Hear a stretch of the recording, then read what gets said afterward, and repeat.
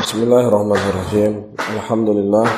Wassalatu wassalamu ala Rasulillah Muhammadin wa ala alihi wa ashabihi wa man tabi'ahum bi ihsanin ila yaumiddin. Saudara-saudaraku kaum muslimin dan kaum muslimat rahimani wa rahimakumullah.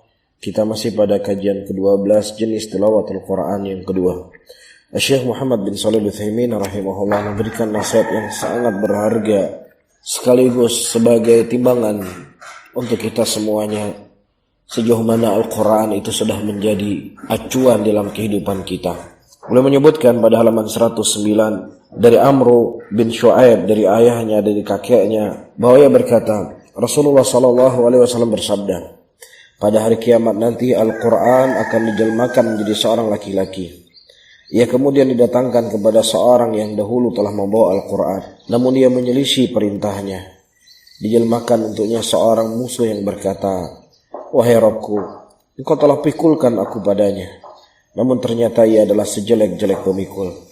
Ia melanggar aturan-aturanku, menyia-nyiakan kewajiban-kewajiban yang aku tentukan, berbuat durhaka padaku, tidak mau mematuhiku, dan seterusnya.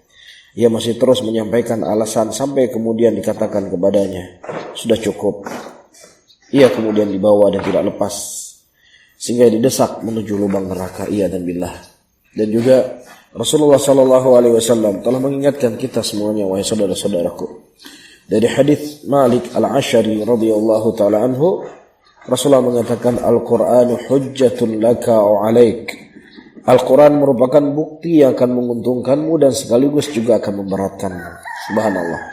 Al-Quran bukan hanya sebagai petunjuk yang kita jadikan sebagai pijakan dalam kita beragama, tetapi Al-Quran nanti kelak di yaumul qiyamah akan menuntut kepada kita di hadapan Allah. Dia telah membaca Al-Quran, dia telah menghafal Al-Quran, namun dia tidak menjalankan kewajiban-kewajiban yang Allah wajibkan di dalam Al-Quran itu sendiri.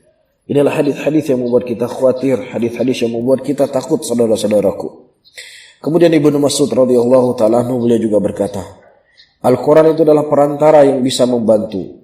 Siapa yang menjadikan Al-Quran di depannya, maka Al-Quran akan mengiringnya menuju surga.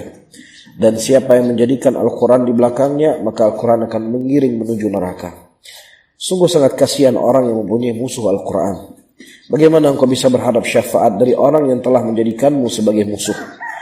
Sungguh celaka orang yang menolongnya adalah para musuh sendiri pada hari ketika komoditi memberikan laba, yaitu hari akhirat. Kemudian Syekh memberikan nasihat yang sangat menyentuh.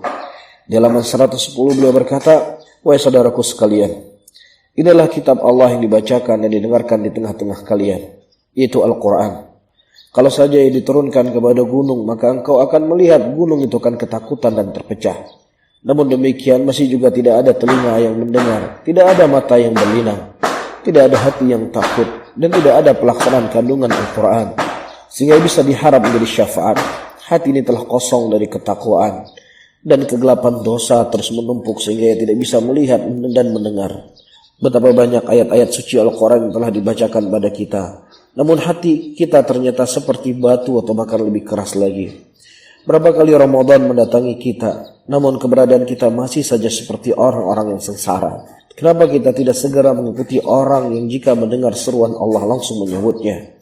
Dan ketika dibacakan ayat-ayatnya, maka hati mereka menjadi gemetar. Mereka itulah orang-orang yang diberikan nikmat oleh Allah, dan mereka mengenal hak Allah dan memilih jalan yang benar. Ibnu Mas'ud radhiyallahu ta'ala anhu, beliau juga pernah berkata, seyogianya pembaca Al-Quran itu dikenal dengan salat malamnya ketika orang lain tidur lelap, dikenal dengan siangnya dengan berpuasa ketika orang lain tidak berpuasa, dikenal dengan tangisannya ketika orang lain tertawa, dikenal dengan sifat waraknya menjauhkan diri dari segala yang syubhat, kotor dan haram ketika orang lain tidak begitu peduli akan hal itu, dikenal dengan diamnya ketika orang lain mengumbar pembicaraan, dikenal dengan kekhusyukannya ketika orang lain bersifat angkuh, dan dikenal dengan kesedihannya ketika orang lain beriang gembira. Subhanallah. Inilah barometer yang dijadikan oleh Abdullah bin Mas'ud radhiyallahu taala anhu. Bagaimana hakikat sebenarnya orang-orang yang mencintai Al-Quran. Mereka akan berbeda dengan kehidupan kebanyakan manusia. Ya memang kebanyakan manusia mereka hanya memikirkan dunia dan dunia mereka. Tetapi orang-orang yang mereka mencintai Al-Quran, kehidupan mereka sangat jauh berbeda. Oleh karena itu, inilah menjadi pukulan dan cambukan bagi kita. Sudahkah kita menjalankan hak-hak Al-Quran? Apakah Al-Quran hanya sekedar untuk menghiasi lisan-lisan kita ketika kita baca?